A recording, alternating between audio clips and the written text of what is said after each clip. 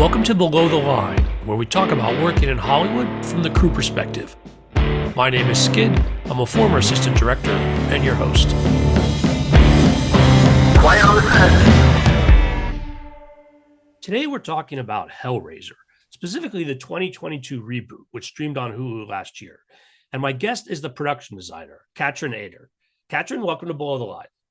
Thank you very much. Hi, it's nice to meet you. Glad to have you on the show. I saw the film when it came out last year. We got a little delayed in actually talking about it. Oh, and a warning for listeners, today's conversation may contain spoilers. Kathrin, let's talk about the elephant in the room. The original came out in 1987, based on the Clive Barker short story. Talk to me about the approach to redoing what many consider a horror classic.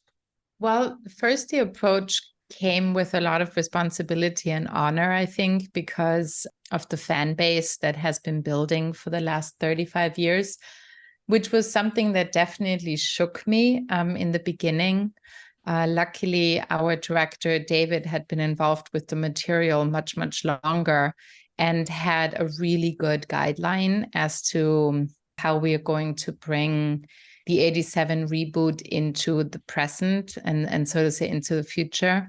A lot of the concepts in 87, like BDSM and the female heroine being very brutal on screen and so forth, were revolutionary back then. And I think Clive Barker's world building ability is quite astonishing. And I've gained so much respect for him in how gracefully and uniquely he addressed certain themes.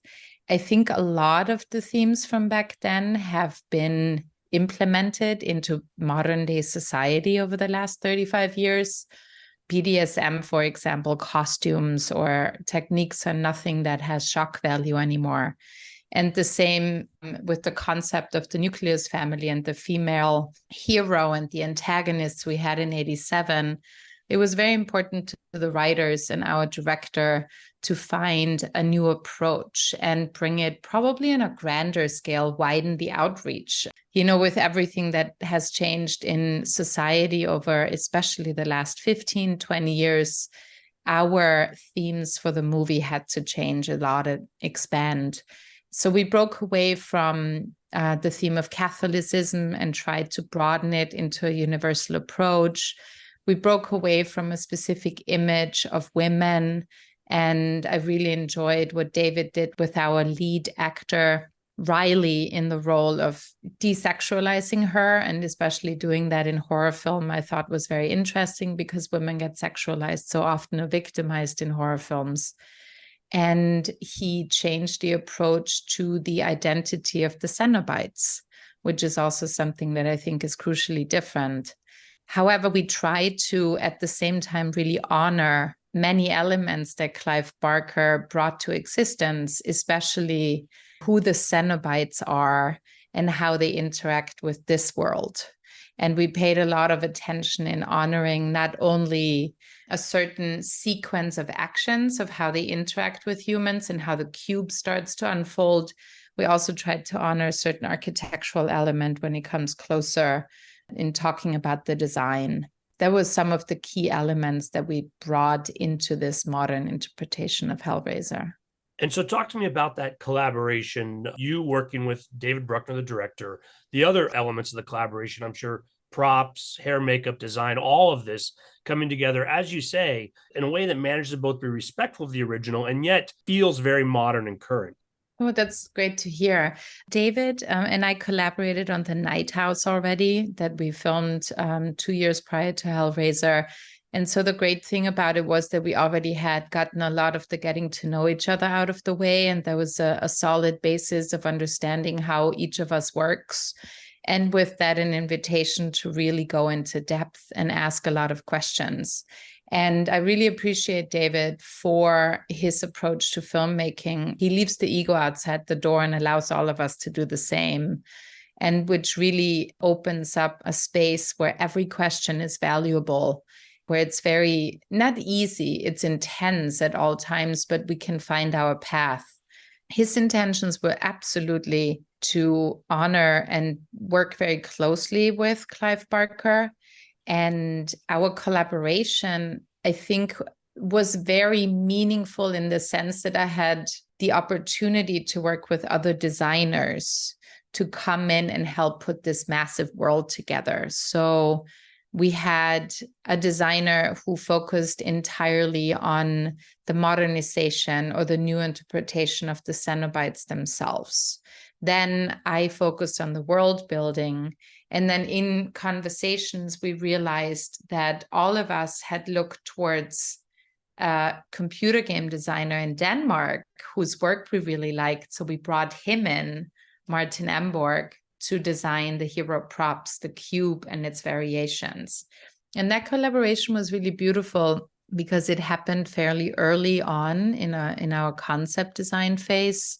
And it allowed us to really explore which world building tools we want to use, where the color palette would land, how the hero props stand out in a very dark world that we intentionally created, and then how to marry a world of the Cenobites that almost goes into a sci-fi realm and bring it into our East Coast American reality.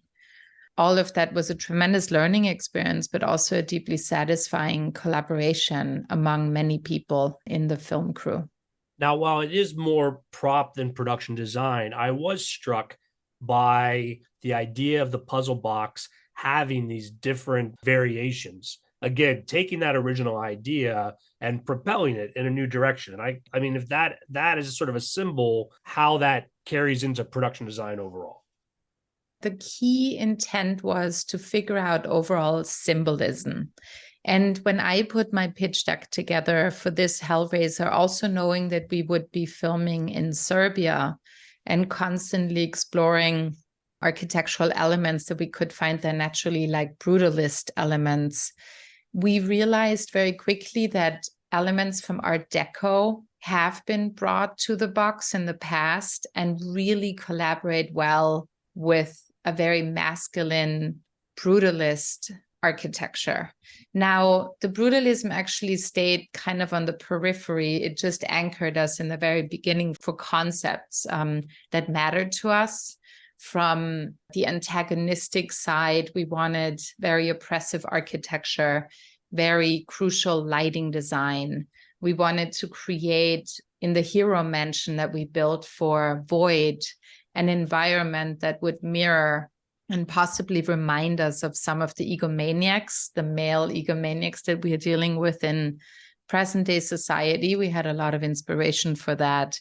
And then the cube itself with the gold and the black towards the Art Deco elements. And we thought that it could stand out very beautifully and really read in the environment and as it was transforming. Obviously, our DP added a lot there with lighting and his choice of lenses.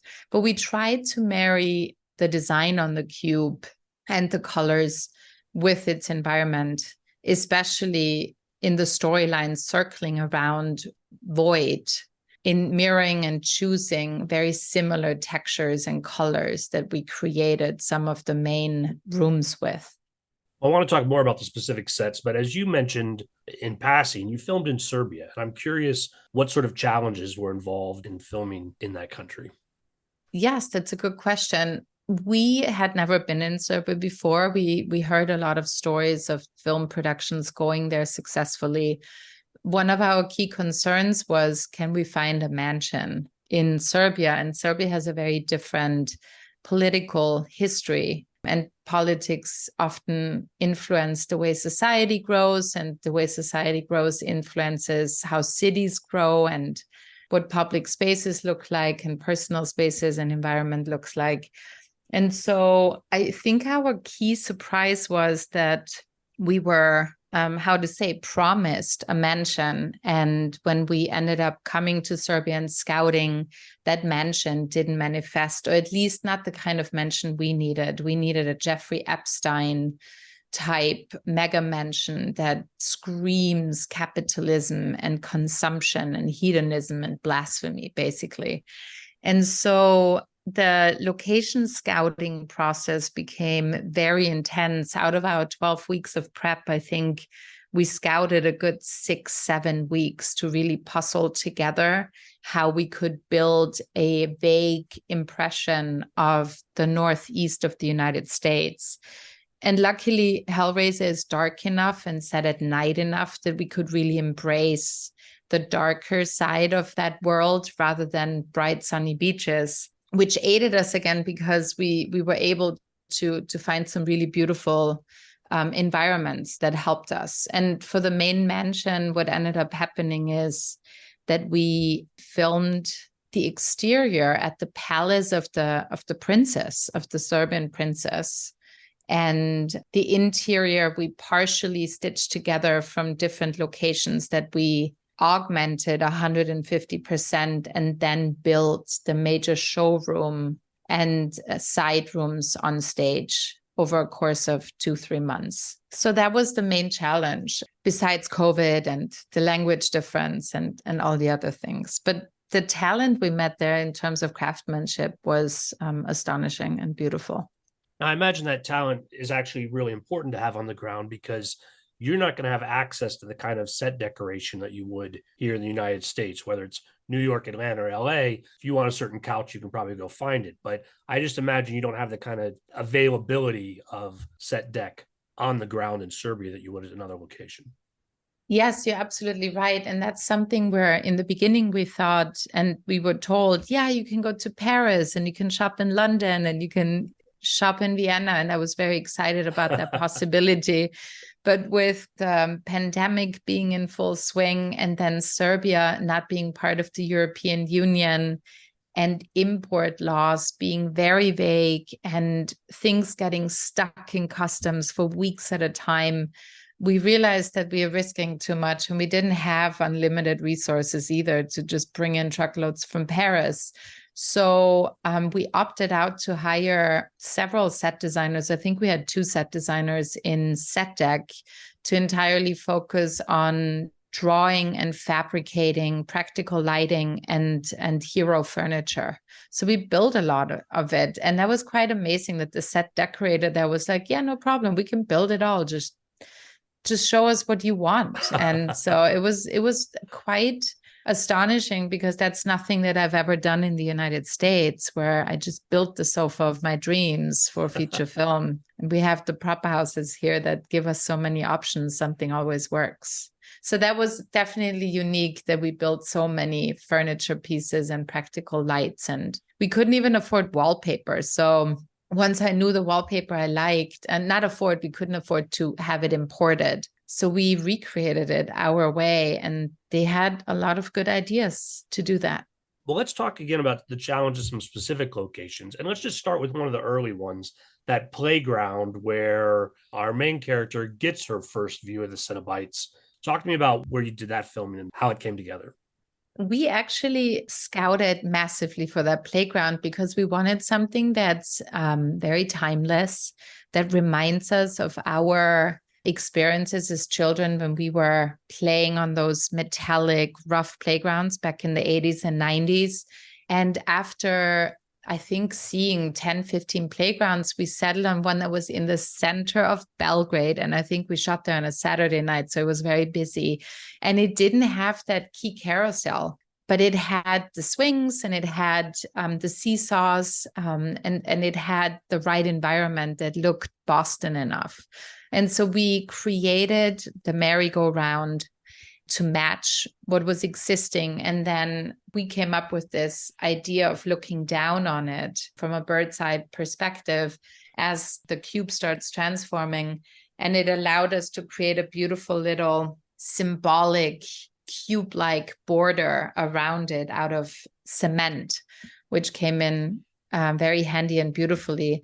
And then we needed that vicinity to the bathroom, and that bathroom didn't exist. So we found a reference from a beautiful bathroom building out of New York City and ended up recreating the facade and installing it on that playground with the benches and everything, so that sequence could take place the way David imagined it. And then we built the actual bathroom on stage.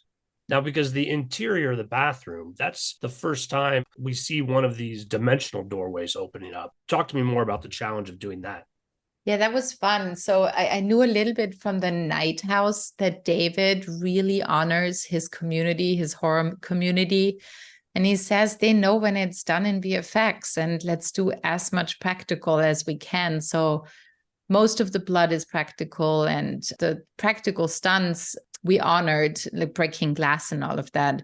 But then he said, you know what, those dimensional doorways, those set pieces should actually move and open, and at least give us the first couple of seconds of transformation, and then VFX can pick it up and do their thing.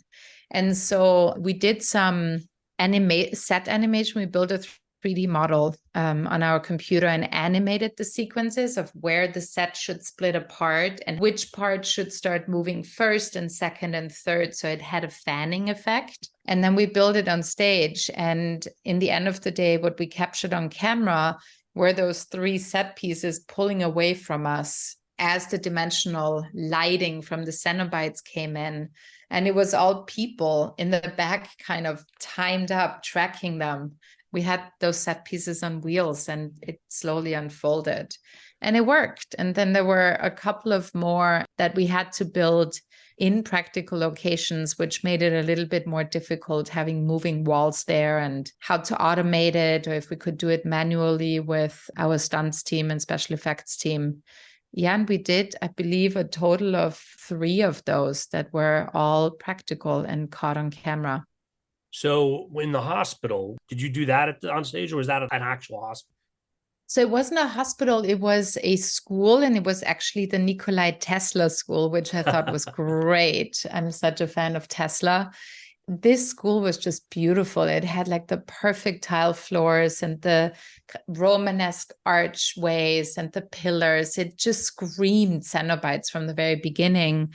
And the entire scene with Maneker, who is the elderly woman who helps Boyd get his prey, when she gets captured by the Cenobites or taken by the Cenobites, that entire sequence, we filmed at a practical room there, and we brought in walls that were on wheels that we moved, and we coordinated again, like the first wall moves, and then the Cenobite stone walls come out from a different direction. So it worked on 3 different levels, I would think, if I remember correctly. Yeah, that was done practically on location. And so oftentimes the production designer, I can imagine you're thinking about the next set where they're not filming yet. But with these kind of challenges, you just have an incredible team, or did you need to actually be there to make these things work the way you expected? Well, the goal is in 3 months of prep or 4 months of prep that you build enough trust with your team. The ideal is that you can trust your team. I try and be there for all the rehearsals to really discuss problems and find solutions. And once I feel safe that everything works, the hero team is always there. The art department, I feel like I'm only as good as my team is. So I have my backup. And in this instance, we had an on-set art director with 2 people and the on-set dressers. So there was a really great team on place. And when they film at 4 a.m, the setup that I have is that we are all in a big text group. And whenever camera is turning around or we are going to a different scene, I ask for a screen grab to be sent to me so we can make last minute adjustments. And I think it worked out. I didn't get any angry phone calls from the AD. So it all worked. Yes. Now, you talked about the challenges of finding a set for the mansion. Talk to me about the mansion just as an idea and then finally making it reality. The mansion as an idea was supposed to be a place that could have been built by a very wealthy man somewhere on the East Coast, ideally the Northeast. We found a place, like I said, one of the princess palaces, she has a couple, that had enough of a resemblance to a Tuscan-inspired mansion to possibly fit somewhere in our region for the story. It was bland enough and it was classic enough that we were able to say, let's do some concept art, most likely will have that kind of Faraday cage, the lattice work that Voight builds to trap the Cenobites, covering the mansion in all of our story. And the only time we actually really see it in its glory is in the backflash in a newspaper article. We did a bunch of upgrades on the exterior. First of all, we had to design the lattice work and then figure out how much of it do we have to build practically for then Jacob, our VFX supervisor, to continue building around the entire mansion. So I think we built the front and the side approximately maybe 120, 140 linear feet at to 22 feet tall. We created the lattice work and then had a green screen barrier that VFX could continue it from there. We also built the practical gates that you see when you're inside and outside the mansion. That was all practical, if I remember correctly, or maybe it was practical in a couple of scenes and VFX in the other.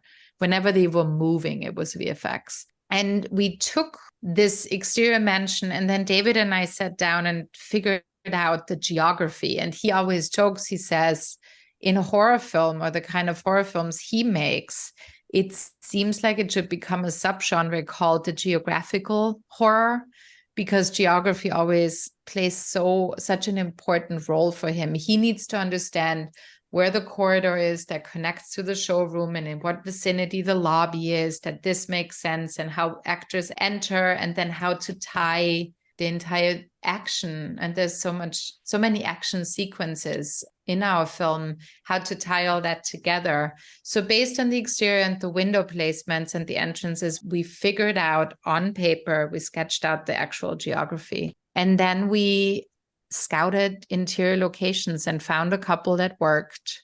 And then based on these locations, we started drawing the showroom and the lobby area. And so the showroom is our biggest set. There was 2-story set with the skylight and the vestibules on the side we built on stage, and then a couple of locations. In order to stitch locations and set pieces together, we had to create on location and then build on stage as well. So there was a lot of double takes. Yeah, it was quite an endeavor for the little time we had, and I'm surprised how well it turned out. The feedback that we've gotten seems like it was convincing, which makes me happy to hear. This did feel very real throughout the whole thing. To your credit and David's for giving it that attention. Yes, I love it. I love how detailed he is. It makes our work so much more enjoyable. When you get clear answers, you can go much deeper and be more effective, I think, in the design work. Were there other sets that you found either particularly challenging or are particularly proud of? Well, there was this kind of sex dungeon below the showroom. In the original script, it had a pool, and the set design, so the concept art we did for this version of the set was just beautiful. It reminded me of a Turkish bath with this gorgeous hexagonal pool in the middle, and the room we designed in blood red, which would have juxtaposed so well with the turquoise water or the blue water. The water we had to get rid of due to logistics and time. And we ended up, instead of building it, we found an old hammam, a Turkish hammam, somewhere in a village outside of Belgrade that was an empty building with lots of dust and spider webs. And after scouting it, we realized that we could use that and really augment it enough to turn it into that sex dungeon. Had a lot of challenges. The ceilings, I think, were not even 8 feet tall. There was a lot of asymmetry that we had to kind of cover up to make it a symmetrical space. We had to build a stairwell for the entrance and the gates. We augmented so much of it, and again, built all the furniture. And it turned out really nicely. I was impressed. I thought that it was going to be much more challenging to film in the space. And if you ask personnel on the actual filming crew, they might have experienced it that way. But I was surprised how smooth that sequence went. And it looked really convincing and nice, I think. I really enjoyed that.